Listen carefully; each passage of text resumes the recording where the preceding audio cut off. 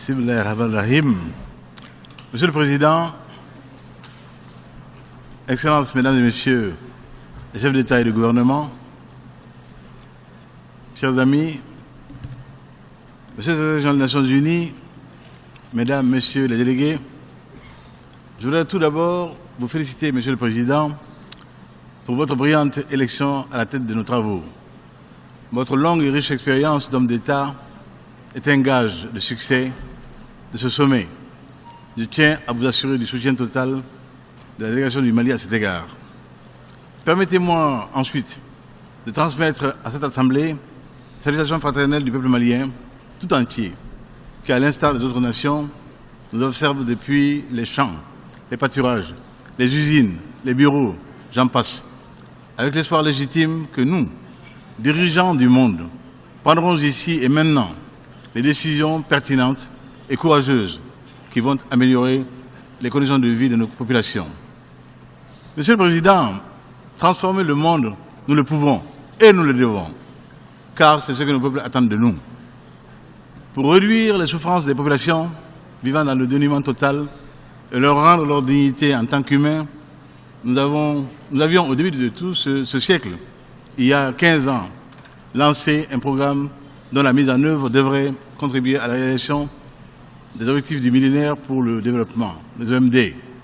Aujourd'hui, sans tirer un bilan exhaustif, force est de reconnaître que les résultats sont mitigés et varient d'une région à l'autre, d'un pays à l'autre et d'un objectif à l'autre.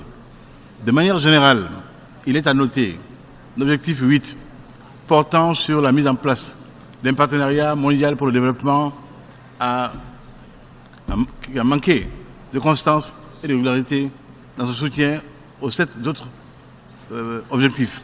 Au Mali, malgré le contexte difficile de la crise multiforme que nous avons connue, nous avons pu, entre autres, durant les 15 années cibles, faire baisser la prévalence du sida, faire partir plus d'enfants à l'école, instituer la gratuité de la césarienne, améliorer la participation des populations dans la gestion de leurs affaires à travers une décentralisation poussée. C'est dans le domaine de l'alimentation, chers amis, que nos résultats ont été plus tangibles. Je me réjouis de la distinction que la FAO a bien voulu décerner au Mali lors de sa 39e session à Rome, suite à cette performance. Monsieur le Président, nous pouvons et nous devons assurer le bien-être de nos populations.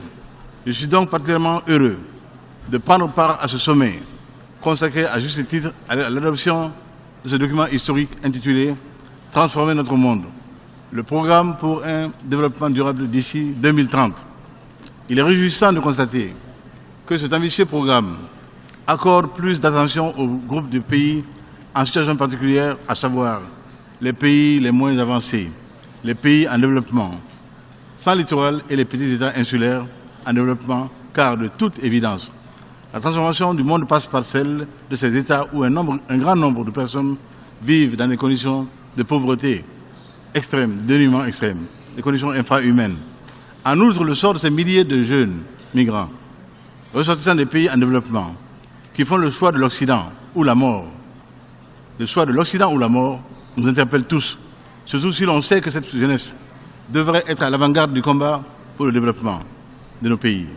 Monsieur le Président, permettez-moi à présent de m'appesantir sur le cas des pays en développement sortant de conflits, dont le Mali. La situation de fragilité de ces pays mérite une attention toute particulière de la communauté internationale.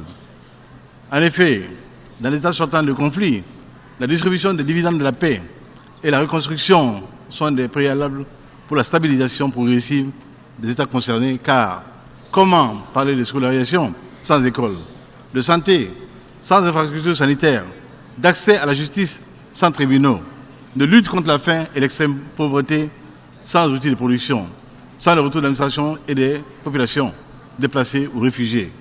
C'est dire que sans la solidarité internationale agissante, les États sortant de crise, de conflits, ne peuvent relever tous seuls ces énormes défis, encore moins atteindre à l'échéance indiquée les objectifs contenus dans la déclaration que nous apprêtons à adopter. Sur le cas particulier du Mali, il a toujours souligné qu'il ne saurait y avoir de développement durable sans paix et sans la sécurité. Le gouvernement sous mon autorité travaille quotidiennement pour relever ce défi. Aujourd'hui, je suis heureux que toutes les parties maliennes, à l'issue de 8 longs mois de négociations, ont signé l'accord pour la paix et la réconciliation au Mali, issu du processus dit d'Alger. Avec l'appui de la communauté internationale, je renouvelle ici mon engagement que l'État du Mali, en ce qui le concerne, va honorer tous les engagements pris dans l'accord. Cependant, vu ses moyens limités, le Mali a besoin d'un soutien conséquent des pays et organisations amis en vue de la mise en œuvre diligente, effective et intégrale de l'accord de paix. C'est pourquoi, du haut de cette tribune, je lance un appel pressant à la communauté internationale pour la mobilisation effective des ressources techniques, matérielles et financières nécessaires à l'application de cet accord. À l'occasion de la table ronde prévue dans le mois prochain à Paris, exactement le 22 octobre à Paris, à l'OCDE, le gouvernement, pour sa part, résolument engagé pour la mise en œuvre diligente et intégrale de l'accord d'Alger, ne ménagera, sachez-le, aucun effort pour mobiliser les ressources internes. Monsieur le Président, chers amis, chers collègues chefs d'État et de gouvernement, d'ici à l'échéance 2030, la seule façon pour nous, dirigeants du monde, d'éviter que ce sommet soit un de plus est de faire montre de notre capacité commune à nous engager véritablement dans un partenariat global afin de réaliser l'intégration équilibrée des 3 piliers du développement durable, à savoir le social, l'économique et l'environnement. Il nous appartient alors de nous investir totalement dans ce programme afin de réussir le pari de transformer le monde à l'échéance que nous nous sommes fixés.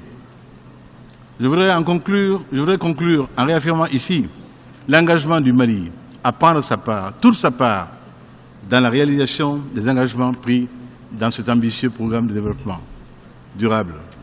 Je vous remercie de votre aimable attention, chers amis. Merci.